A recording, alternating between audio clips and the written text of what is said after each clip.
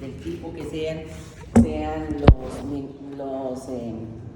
las hormonas esteroideas para utilizar a los carbohidratos como los glucocorticoides o para las hormonas sexuales como la testosterona o la progesterona. Todos ellos tienen una particularidad, y es que si ustedes recuerdan, esas hormonas son derivadas ¿de dónde? ¿Dónde salen las hormonas esteroideas? Esteroides. ¿Qué tienen todos en común? Sí, ¿de qué líquido? Para ser concreta, de colesterol. Entonces todas las hormonas esteroideas se forman a partir de colesterol. Entonces todas en realidad son de naturaleza lipídica y tienen la particularidad de que cuando intentan pasar la información desde el exterior hacia la célula, ¿qué ocurre con la membrana celular? ¿Les es afín o no les es afín? Sí, porque es de naturaleza lipídica. Entonces por esa razón dice aquí, por poner un ejemplo, ¿no?, que estuviéramos, dijimos, con el receptor de los glucocorticoides y ese receptor estuviera permitiendo la activación del cortisol. Entonces llega ese cortisol y obviamente puede entrar desde el fluido extracelular hacia la célula porque tiene una naturaleza lipídica. Cuando ya está dentro de la célula, difunde en el citoplasma y se encuentra con su receptor, y cuando se une con ese receptor produce un cambio conformacional en el receptor, que es una proteína, y juntos forman un complejo hormona-receptor. Ese complejo viaja hasta el núcleo para producir una estructura de unión a ese complejo del factor de transcripción y permitir la transcripción de unos genes específicos que serán aquellos que el complejo hormona-receptor reconoció dentro del citoplasma. Entonces vamos a verlo como a manera de dibujo para que sea más fácil, y ya me vuelvo sobre esto. Entonces aquí tendríamos al cortisol, aquí lo vemos pasando, encuentra una proteína que es su receptor, que la pintan aquí como una especie de raqueta para decir que está inactiva mientras no se encuentre a su hormona, y estar inactiva significa tener una estructura conformacional X, y cuando encuentra la hormona produce un cambio conformacional en ese receptor y las dos estructuras en conjunto activadas entran y pasan la membrana del núcleo, que también es lipídica, y van y buscan específicamente una región dentro del ADN para producir la transcripción de ciertos genes que le interesan. ¿Cómo sabe a qué región se va a unir? Entonces, antes de llegar ahí, mejor me vuelvo a hacer esta pregunta. ¿Qué sería entonces este receptor del glucocorticoide? Una proteína que cambia conformacionalmente cuando se le une la hormona. ¿Qué sería? ¿Qué dije yo que era la estructura de 2 dedos de zinc? ¿Era un ejemplo de quién? Del receptor de todos los glucocorticoides. Entonces, ese receptor que se está encontrando la hormona ahí a nivel del citoplasma, en realidad es un factor de transcripción, ¿sí? Es eso de lo que veníamos hablando, una proteína reguladora en trans. Acuérdense que decir proteína reguladora en trans o llamar factor de transcripción es exactamente lo mismo, ¿no? Y entonces, ese receptor es una proteína reguladora en trans o un factor de transcripción, y se activa por la unión a la hormona, y los dos entran al núcleo a producir la expresión de ciertos genes, ¿sí?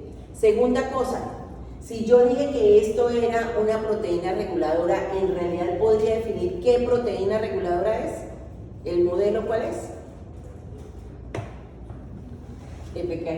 Estás en el planeta Marte, otra vez, es el modelo dedos de zinc, es este modelo, el de ese receptor, ¿sí?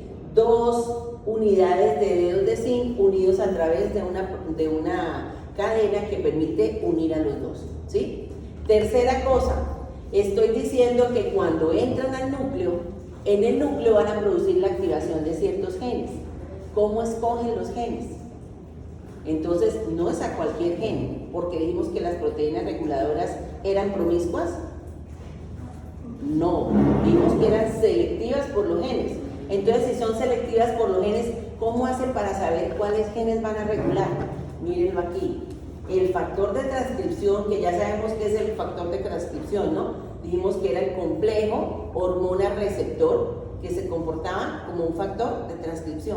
Ese factor de transcripción entra al núcleo y ¿a quién se une? ¿Qué dice ahí la diapositiva? El factor de transcripción se une en el ADN a una región llamada elemento respondedor a los glucocorticoides. ¿Sí? ¿Qué será ese elemento respondedor a los glucocorticoides? Sí, es regulador en CIS. La secuencia reguladora en CIS. Entonces ahí va a reconocer esas bases nitrogenadas que están colocaditas ahí, y ahí es cuando el factor de transcripción se va a unir a ellas. Y al haberse unido a ellas, se pliegan y van y buscan los genes que van a ser objeto de la regulación. Entonces, cuando encuentran esos genes, una vez los dos están unidos, van a formarse mucha cantidad de RNA mensajero y se va a producir bastante de la proteína específica del gen que esa hormona me interesa, que en ese momento se sintetiza. Entonces, mírenlo aquí, una vez que ya hemos entrado al núcleo, esto que dijimos que el número 4 sería el concepto de la proteína reguladora en trans, viene y reconoce una secuencia que sería un activador o un atenuador, y juntos producen la transcripción de los genes que me interesan. Miren aquí el ejemplo como más detallado. Acá está el sitio promotor, aquí iniciarían los genes que me interesan, por lo menos uno, ¿no? Después habrían otros, y aquí a la izquierda, en la misma hebra, estaría la secuencia en cis, que en este caso sería un intensificador, y fíjense cómo llega el complejo hormonal receptor y lo reconoce, ¿sí? Y juntos migran y se pliegan para acercarse aquí al sitio promotor y fijar a la RNA polimerasa para que haga la síntesis de el gen que me interesa. Entonces, ya obviamente hay muchos ejemplos de secuencias que se conocen cómo hacen el proceso de regulación. Entonces, aquí pueden ver glucocorticoides, estrógenos, progesterona, andrógenos, hormonas tiroideas. Todas estas hormonas son derivadas de los esteroides, ¿sí? Y aquí ven debajito nombres de algunos de los medicamentos que hacen precisamente el bloqueo de la expresión de esas hormonas. Y allá a la derecha pueden ver cómo en la secuencia de cada una de esas hormonas, que miren que conservan varias de ellas parte de los anillos y tienen estructuras adicionales para poder hacer el proceso de específicamente de regulación cuando llegan al interior de la célula. Entonces, aquí pueden ver que cada uno de esos, dijimos, elementos respondedor a los glucocorticoides, miren que las secuencias están ya conocidas y tienen la particularidad de ser secuencias palindrómicas, ¿sí? ¿Recuerdan? O sea, que se lee igual si miramos de la izquierda a la derecha, que de la derecha nos devolvemos a la izquierda en la otra hebra. Esto se llama ser palíndromo. Y miren que algunos de ellos tienen las dos secuencias seguidas en la misma hebra y otras frente con frente, como lo ven aquí, y que tienen mucha similitud en la composición, pero no son exactamente iguales, sino que tienen algunas pequeñas diferencias, y por esa razón tenemos diferentes hormonas que se pueden unir, y estas serían las secuencias reguladoras en cis, ¿sí? A las que se unen esas proteínas. Otra característica que podemos rescatar de aquí de lo que estoy yo mencionando es que fíjense que hace poco se encontró que, fíjense que les pintan como los deditos, ¿no? Para recordar que son dedos de zinc, los receptores, ¿recuerdan? Y en la mayoría de los casos, las hormonas esteroideas entran, aquí tienen el ejemplo de la testosterona, por poner un ejemplo, que por acción de la alfa-5 reductasa se convierte en dihidrotestosterona. Y miren que desplaza una proteína de choque térmico para que su receptor, que estaba inactivo, se una ahora a ella. Y aquí acaba de activarse. Y como funcionan como dímeros, entonces miren cómo se acoplan los dos, y estando los dos acoplados con dos moléculas de la dihidrotestosterona, vamos a fosforilar la estructura, y este ya sería el factor de transcripción activado que entra y produce la regulación de ciertos genes. ¿Cuáles genes?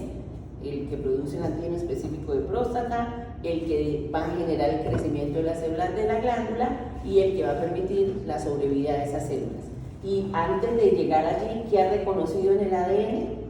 La secuencia respondedora a andrógenos, porque es la testosterona, que sabemos que sería la secuencia reguladora en cis, ¿sí? Entonces, casi todas las diferentes hormonas esteroideas funcionan con un modelo de dímero, que ambos dímeros son igualitos, o sea, tenemos las dos proteínas con la misma composición. Y cuando esto es así, cuando el receptor es homodimérico, esta proteína que viene aquí, perdón, que no es proteína, esta hormona va a reconocer a sus receptores en el citoplasma. Ese era el modelo que toda la vida habíamos conocido hasta hace poco, que se hicieron experimentos y se pudo demostrar que algunos poquitos, no todos, unos poquitos, específicamente cuáles, los receptores de la vitamina D3 y los receptores de las hormonas tiroideas y el receptor del ácido retinoico, esos tres no tienen los puntos de unión para las hormonas con receptores igualitos, sino son diferentes en la secuencia de aminoácidos. Entonces, por eso se dice que son receptores heterodiméricos. Son diméricos, sí, pero la secuencia de los dos no es igual. Y cuando es así, no están presentes en el citoplasma, están desacoplados dentro del núcleo.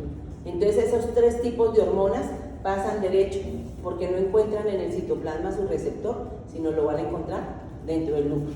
Y entonces, en el caso de receptores heterodiméricos, tenemos que la producción de la activación de ese receptor se da a nivel del núcleo y no del citoplasma. ¿Listo? Bueno, y aquí ejemplos de cómo las secuencias son muy parecidas en esas secuencias en cis, bastante similares, y solo cambian unos pequeños segmentos para generar la estructura. Y aquí ven los dos deditos de zinc ubicados reconociendo la secuencia de unión del DNA, y arriba lo ven de manera cinética como se ve ubicando los dos surcos mayores próximos que estarían dentro del ADN en la región que me interesa. ¿Listo?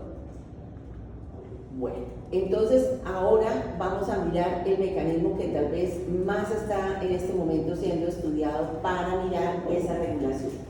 Y es un mecanismo mediante el cual los genes pueden expresarse o no con base en algunas características que le permitan la accesibilidad al proceso de transcripción. Entonces, eso se conoce como el mecanismo de la epigenética. ¿Qué es la epigenética? Es la modificación en la expresión del ADN sin que cambiemos nada en la secuencia del ADN, sino a partir de proteínas externas. Entonces, esa regulación epigenética está mediada básicamente por dos mecanismos. Uno que se llama la metilación y otro que se llama la acetilación o desacetilación de las histonas, que son las proteínas que acompañan al ADN. Entonces, cualquiera de las dos va a cambiar la expresión de los genes. La primera, siempre, la metilación siempre la cambiará para disminuir la expresión de un gen. O sea, un gen metilado es un gen apagado. De hecho, la metilación se utiliza como otro de los mecanismos de regulación a largo plazo. Cuando decimos que hay unos genes que nunca se expresarán, como dijimos por ejemplo con la colinesterasa en el hígado, un mecanismo es el superenrollamiento de hilos y otro mecanismo es la metilación de los genes que no va a usar. Y si quedan metilados, ya no funcionará. La metilación en sí misma no supone un superenrollamiento. La metilación. Sí, o sea, la metilación no supone un superenrollamiento. No necesariamente. Vamos a ver ahorita por qué. Porque la metilación también se puede utilizar en regulación a corto plazo. Entonces no es únicamente un mecanismo para regulación a largo plazo. Solo que quiero que les quede claro que desde el punto de vista de que hablemos que un gen está sufriendo un control epigenético, significa que se está cambiando en su expresión, pero que el ADN no está siendo tocado en su secuencia. Solamente hay cosas externas que lo están modificando. Y número dos, que ese control epigenético puede variar porque va a ser ejercido mediante dos mecanismos. Entonces vamos a mirar el primer mecanismo, que sería las modificaciones en las proteínas de tipo histona. Dije yo que esas modificaciones van a modificar en realidad el nivel de empaquetamiento del ADN. ¿Por qué? porque las histonas pueden sufrir mecanismos de acetilación, es decir, sus 8 proteínas que forman el paquete, recuerdan, del cobre, del nucleosoma, pueden acetilarse y vamos a ver en un video qué pasa cuando ellas se acetilan. O por el contrario, podrían desacetilarse y qué pasa cuando se desacetilan.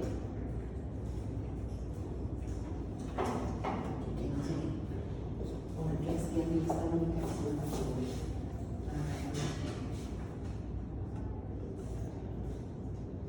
Epigenetics refers to the heritable modifications in gene function or activity without changes in the DNA sequence.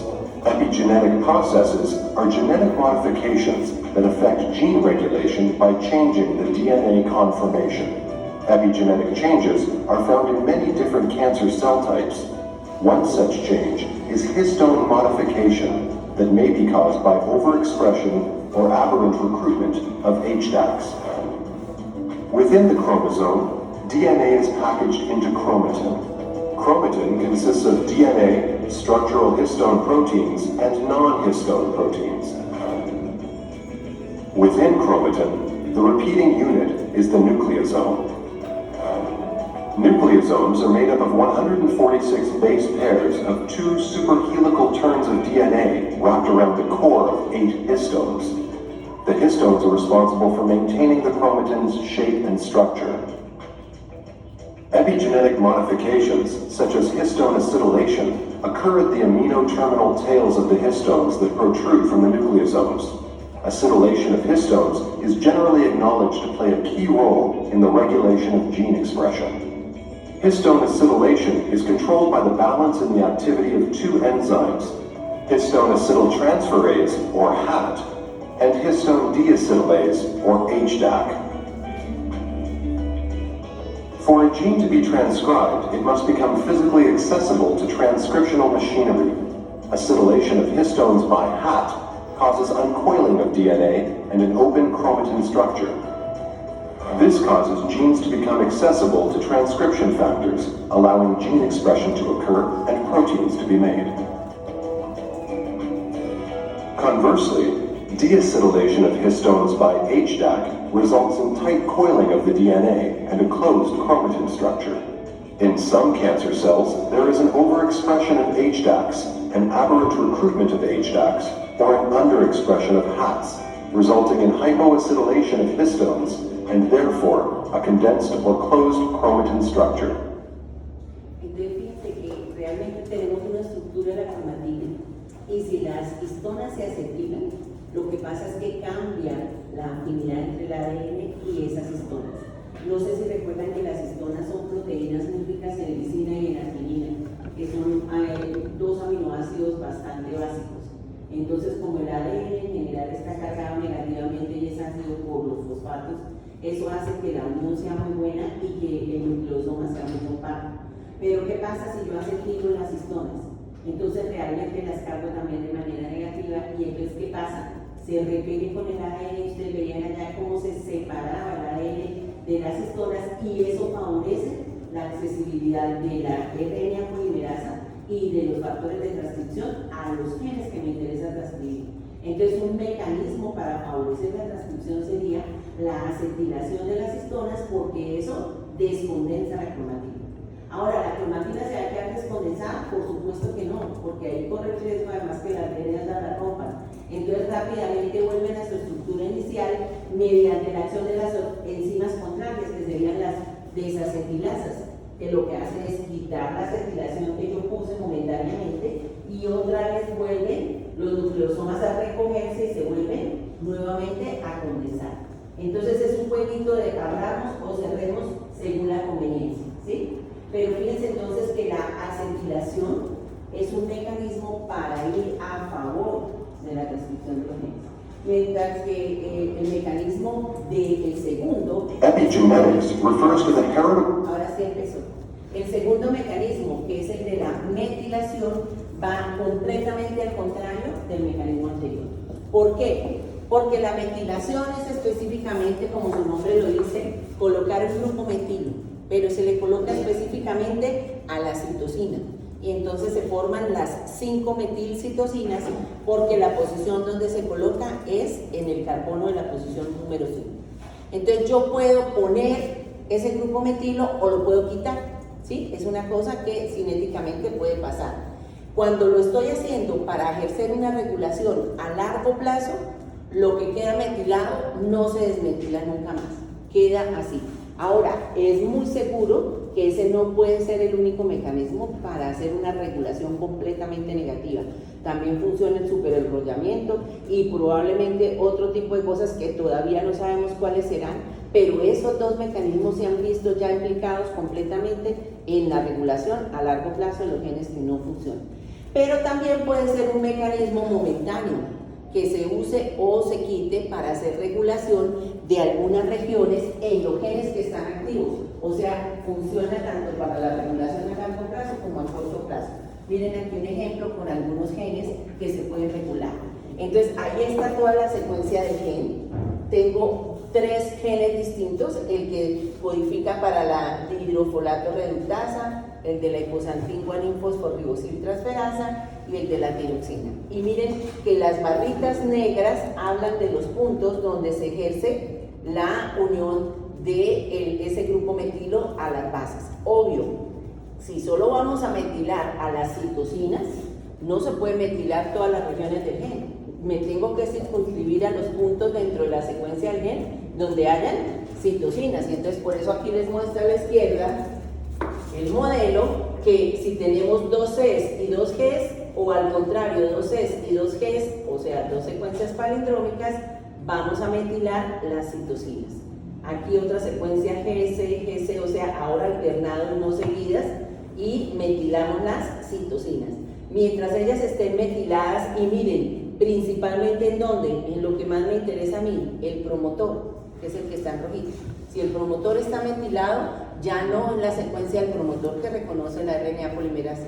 Y entonces, mientras esté metilado, no hay transcripción de ese gen, ¿sí? Entonces, los mecanismos que actúan para hacer metilación siempre serán mecanismos para regular negativamente la expresión del gen.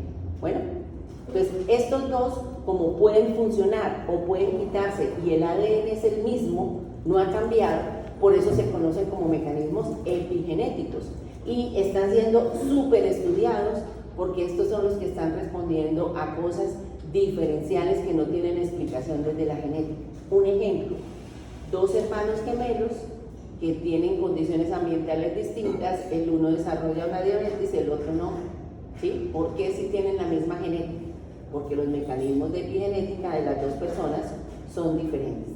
Y heredamos la epigenética porque viene dada de nuestros antecesores, pero luego puede ser polimórfica, o sea, puede tener cambios dentro de cada una de las personas y pues por eso explicaría por qué podemos tener igual o exactamente la misma genética y tener expresiones desde el punto de vista del fenotipo diferenciales, que también explicarían por qué dentro de una misma familia 2 individuos afectados por un mismo gen cambiado tiene el uno un patrón muy sutil de la enfermedad y el otro una enfermedad catastrófica, ¿sí? Teniendo exactamente la misma mutación. Bueno, pero eso ya lo vamos a ir viendo aquí. ¿Sí? ¿La acetilación tiene una aminoácido en específico donde se tila? No, en general se tila por varios puntos dentro de la misma histona. Sí. Bueno, entonces esos eran los mecanismos para el control de la transcripción, del inicio de la transcripción, que yo que era lo más claro. Y aquí ya vamos a terminar mirando qué pasa después de ahí. Entonces, un mecanismo que ya no actúa en la transcripción, sino que ya se produjo el RNA mensajero, pero que también se puede modular desde el punto de vista de la regulación genética, es lo que se llama el mecanismo posttranscripcional. ¿Eso qué quiere decir? Que en todas las células nuestras tenemos el mismo gen, dijimos, ¿no? En este caso, el ejemplo que estamos viendo es el de la fibronectina. Entonces, si esta fibronectina está ubicada dentro de un fibroblasto, miren que al momento de hacer el empalme, vamos a incluir 2 exones que aquí los pintan en morado, solo para ver que el transcrito queda más largo, ¿sí? Y si es ese mismo gen de la fibronectina, pero estamos en un hígado, en el hígado nuestro va a escindir o va a quitar esas 2 regiones que tiene el gen. En conclusión, tienen dos funciones distintas, la misma fibronectina. Aquí en este caso tiene la intención de que dentro del fibroblasto se quede trabajando la fibronectina. Entonces el hecho de que tenga esos dos exones adicionales hace que la fibronectina sea reconocida especialmente por el aparato de Golgi como una proteína de trabajo interior dentro de la célula. Mientras que la fibronectina que hace el ligado trabaja en otras células, o sea, va a ser una proteína secretada. ¿Y cómo sabemos eso? Porque no tiene empalmados esos dos tipos de exones. Entonces, cambios posteriores a lo que es el splicing definen también funciones distintas para las proteínas que se están produciendo, y por eso sería también un mecanismo de regulación. ¿Listo? Este se llama específicamente el empalme alternativo, que es que tengo muchos o distintos regiones dentro del mismo gen y acoplamos diferencias.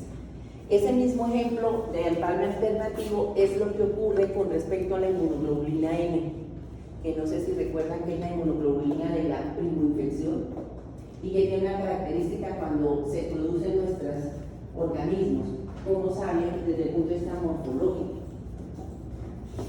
como es la inmunoglobulina M, igual a la G o a la E o a la A. Es un pentámero, ¿recuerdan? Acopla 5 unidades. Bueno, pero entonces aquí les estamos dando el modelo, un empalme alternativo. ¿Por qué? Porque la proteína que se está formando para formar una inmunoglobulina M que va a circular en sangre es distinto de la inmunoglobulina M que va a cumplir otra función. ¿Dónde más vieron inmunoglobulina M? ¿Cómo han visto inmunoglobulina M? ¿En dónde? ¿De quién? Los linfocitos B no diferenciados, que yo los llamo vírgenes, sí señor. Ahí también hay inmunoglobulina M. ¿Cómo hay inmunoglobulina M? Ella queda, supongamos que esta es la membrana y queda con su porción variable expuesta hacia afuera y la porción FC se queda como anclada en la membrana. ¿Sí? Entonces, en ese caso su papel específicamente es el de, al estar haciendo el proceso de revisión a lo largo de todos los diferentes tejidos, pasando por la sangre, si encuentra su antígeno que le casa especialmente a esa configuración que tiene variable, pues ahí es cuando se produce la activación y la transformación en un linfocito B maduro, hace el reordenamiento que vimos antes y queda ahora comprometido solo con ese antígeno. Entonces, ¿cómo vamos a diferenciar como célula cuál de las dos inmunoglobulinas vamos a producir? Si la que se queda en la membrana o la que va a ir a circulación. Mírenlo aquí, tenemos allá a nivel de gen exactamente el mismo en cualquiera de las dos. Hagamos de cuenta que el uno es un linfocito B virgen y el otro es uno maduro.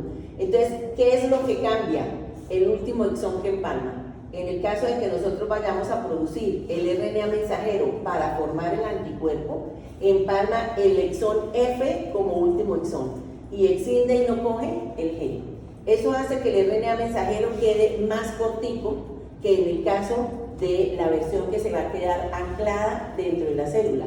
Que fíjense que empalma es el G y extiende o no coge la porción F. Entonces, este RNA mensajero es más largo, este es más corto. ¿Qué efecto tiene al final?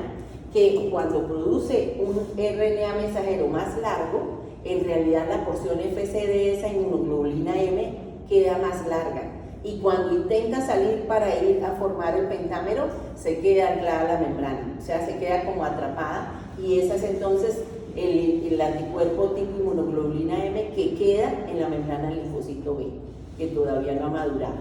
En cambio, si es la versión que va para el anticuerpo, como empalmó un último exón más cortico, hace que el anticuerpo sea más pequeño y salga fácilmente de esa célula, se acoplen 5 unidades en el en la sangre y forme la estructura pentamérica que va a actuar como anticuerpo. ¿Sí? Entonces, el mismo gen, empalme selectivo de exones diferencial, y dependerá de lo que yo necesito, si un anticuerpo de membrana o si necesito un anticuerpo circulante en la sangre. ¿Listo? Bueno, aquí otro ejemplo que debieron haber visto cuando hablamos del metabolismo de los lípidos. ¿Qué diferencia hay entre una ApoB100 y una ApoB48? ¿Dónde está la una y dónde está la otra?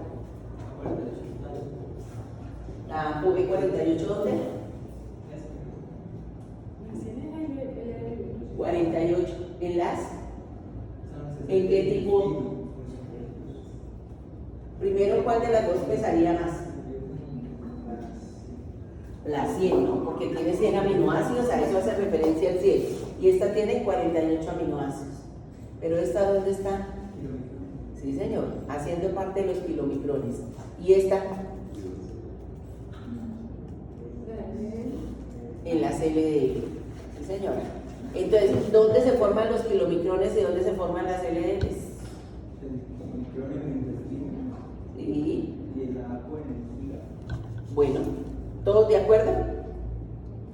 Y los que no están de acuerdo porque no se acuerdan, pues ni modo, no decimos nada. Entonces, este escenario es el intestino, este escenario es el hígado, ¿sí? El gen es el mismo, el gen que codifica para la ApoB. Pero ¿qué diferencia hay?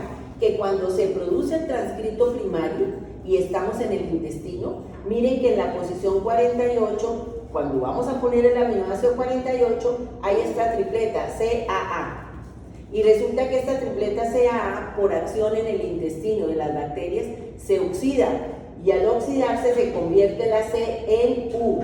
No sé si recuerdan, pero si no recuerdan, la puedo pintar aquí rápido. La citosina es esto, una pirimidina que tiene aquí un grupo amino y aquí tiene un grupo ceto. Esto es la citosina. Dijimos que podía ganar aquí en la posición 5, ¿qué? Un grupo metilo, porque lo que se metila realmente en el ADN para formar un ADN metilado es específicamente la citosina, que gana un grupo metilo en la posición 5. ¿Listo? Pero eso es por comercial, porque ahorita no. Esta es la citosina. Y estoy diciendo que se va a oxidar en el intestino. ¿Cómo se oxida? Porque se desamina. Y al desaminarse, esto se convierte en un grupo ceto. ¿Y cuál es la base que tiene dos grupos cetos en las posiciones 2 y 4? El uracilo. Entonces, una citosina desaminada es lo mismo que decir que una citosina que se oxidó y se convirtió en un uracilo. Entonces, ahora la tripleta ya no es CAA, sino acaba de volverse UAA. Y UAA es un codón de parada. Por esa razón, hasta ahí llega la síntesis y no sigue adelante y se forma una proteína cortica que es la ApoB, pero ahora solo 48. Y por eso el kilomicrón pesa menos y en términos de densidad pues tiene más cantidad de lípidos que de proteína. ¿Listo? En cambio en el intestino no ocurre, en el hígado no ocurre eso. No hay proceso de oxidación porque no hay bacterias, estamos en un medio completamente estéril y entonces se sintetiza completa la proteína y esa sí es la ApoB100 y como allí ya estamos formando las lipoproteínas específicamente tipo LDL, pues ahora van a quedar más pesadas con más contenido de proteína y por eso pasa a llamarse la lipo de tipo LDL. ¿Listo? Bueno. Y llegamos al proceso de síntesis de las proteínas.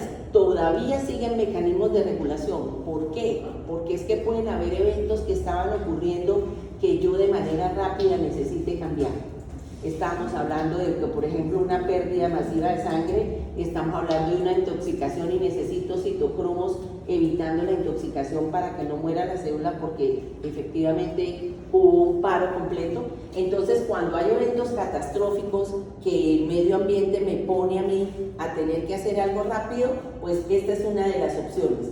En el nivel tradicional podemos ver que existen proteínas que se llaman proteínas de unión a la cadena de poliadeninas. Acuérdense que todos los RNA mensajeros tienen una cola de poliadeninas, excepción del de las histonas. Y entonces esta cola de poliadeninas en realidad tiene como función el hecho de que las RNasas empiecen a comérsela. Y el tiempo que se demoren las RNasas destruyendo la cola de poliadeninas es el tiempo que puede una célula traducir el RNA mensajero que está en el citoplasma, ¿sí? Una vez que llegue aquí, el RNA mensajero va a ser roto. Entonces, ¿cómo podemos modular la vida del RNA mensajero? Si no tiene la cola de poliaminas protegida, durará el tiempo que me voy a inventar, 30 segundos, y si hay 10 de esas moléculas, se traducirán 10 RNA mensajeros en esos 30 segundos. Pero yo necesito más cantidad de esa proteína y tengo ahí el RNA mensajero. ¿Cómo hago para que se pueda producir?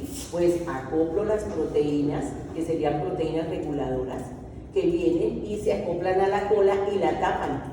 Y si la tapan, este proceso puede continuar muchísimo más tiempo, hasta tanto ellas se eliminen y ahí pueda efectivamente venir la enzima RNasa a destruirle la cola. Entonces, el tiempo de vida del RNA mensajero es derivado de cuánto vive su cola de poliadeninas. Pero esa cola de poliadeninas podemos modular que no sea destruida haciendo la unión de proteínas, que se llaman por eso de unión a la cola de poliadeninas. ¿Listo? Y entonces la regulación estaría dándose por estas proteínas que se puedan producir para que tapen a la cola y no permitan que la RNasa destruya el RNA mensajero.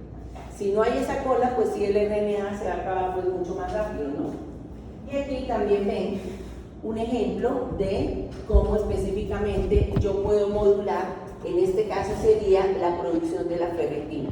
Es un RNA mensajero que ya se está expresando, pero miren que si no hay hierro disponible, tiene una proteína reguladora que se llama la aconitasa, que está haciendo un bucle impidiendo que los RNAs puedan ser leídos por los ribosomas.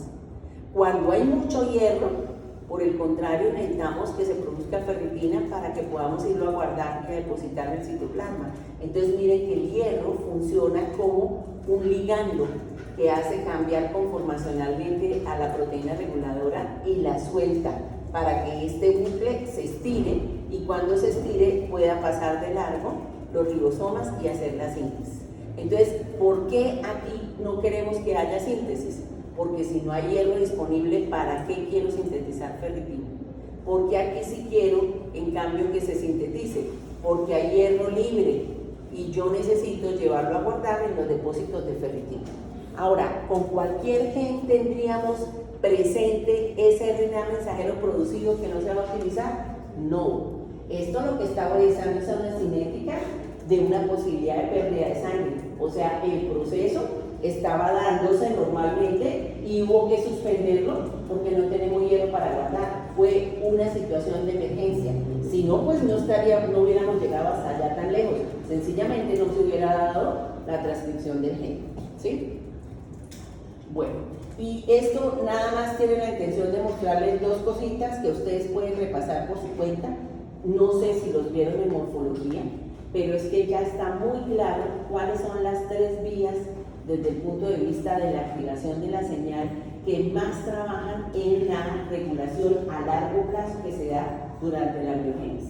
Entonces existe en el proceso de desarrollo un momento en el que el embrión que se está formando va a dividir sus capas para formar el ectodermo, el endodermo y el mesodermo, ¿recuerdan? Pero ¿quién define cuál célula va para cada cosa? Entonces aquí esas señales van a tener una característica y es específicamente la activación, esto me lo puedes comer, de unas señales extracelulares que van a alterar la división y alterar la diferenciación de las células. Esas señales van a llevar a tres cosas específicas: cambiar la forma de la célula, cambiar su metabolismo y permitir o no el movimiento celular dependiendo del tejido al que vaya. Porque las células del tejido sanguíneo siempre están libres y sueltas, en cambio la de los tejidos que forman órganos pues son completamente fijas. Y aquí están los 4 mecanismos por los cuales esas vías de señalización actúan.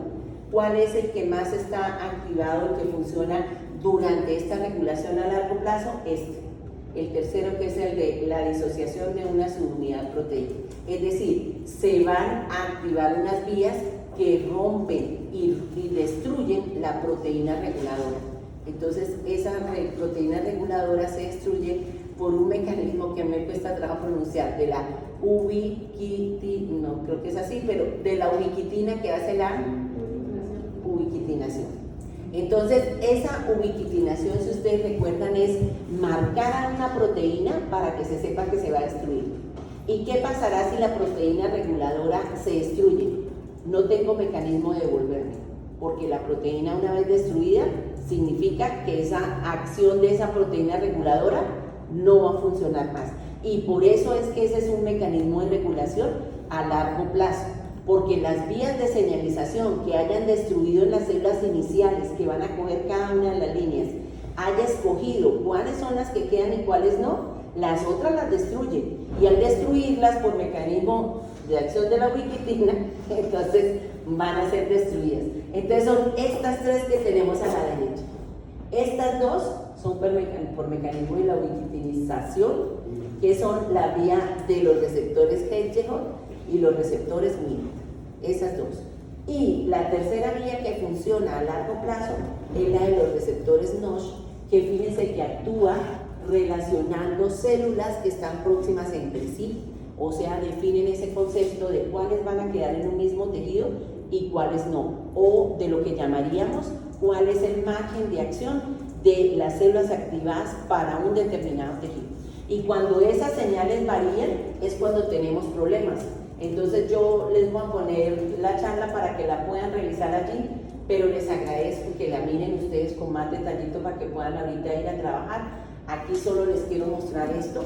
Cuando tenemos 8 células totipotentes, exactamente lo que define la línea media es que las dos centrales se van a activar.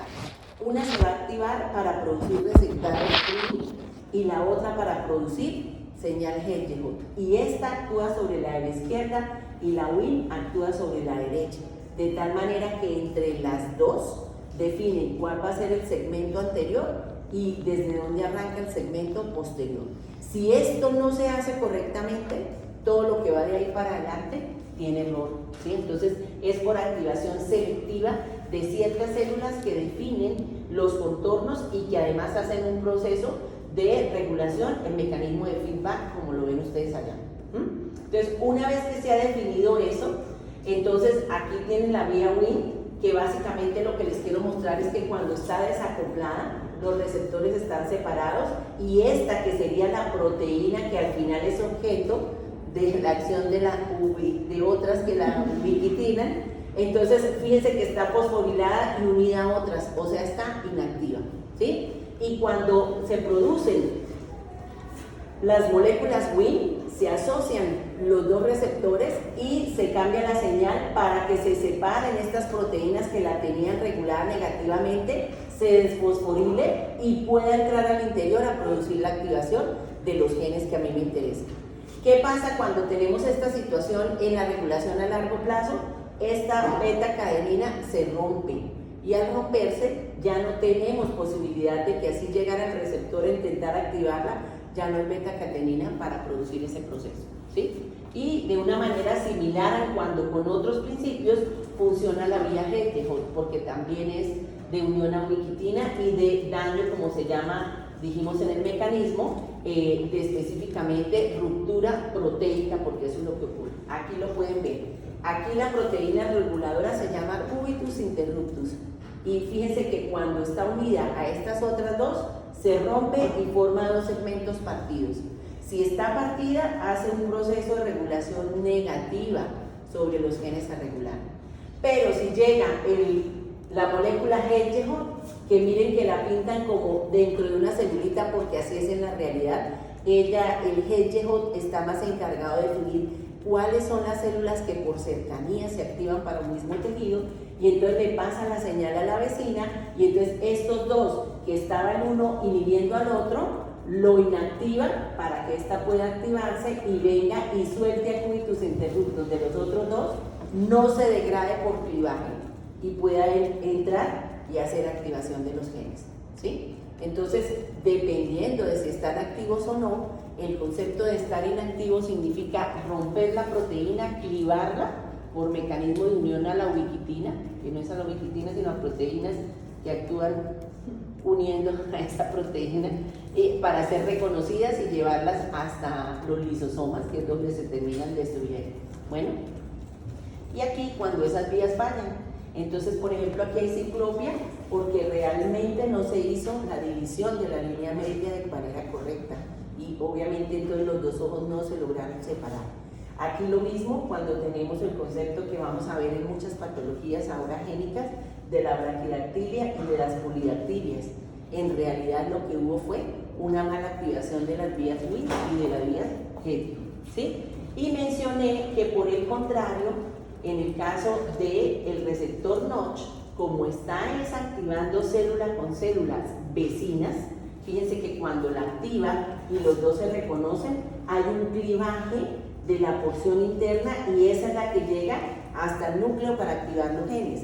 Entonces, él lo que hace es actuar haciendo el concepto de la inhibición lateral, definiendo dentro de un grupo de células a cuáles le pasa la señal y a cuáles no, para a partir de ese grupo formar todas las que van a ir más adelante, hacer de ese mismo tipo de origen, ectodermo, mesodermo o endodermo, ¿sí? Y lo mismo, ayudado del receptor FH para definir las líneas de los diferentes epitelios que van de manera lineal y son planos, porque van a definir cuáles son las células más antiguas, las más recientes y cuáles van saliendo, por ejemplo, en los tejidos estratificados, que van eliminando las células más viejitas a medida que pasa el tiempo.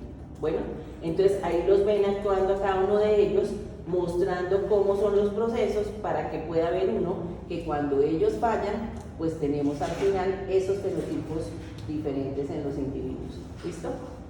Bueno, y esa sí es la pausa saludable final, para que se vayan a estudiar y que les vaya bien en el previo. Gracias. Entonces, nada.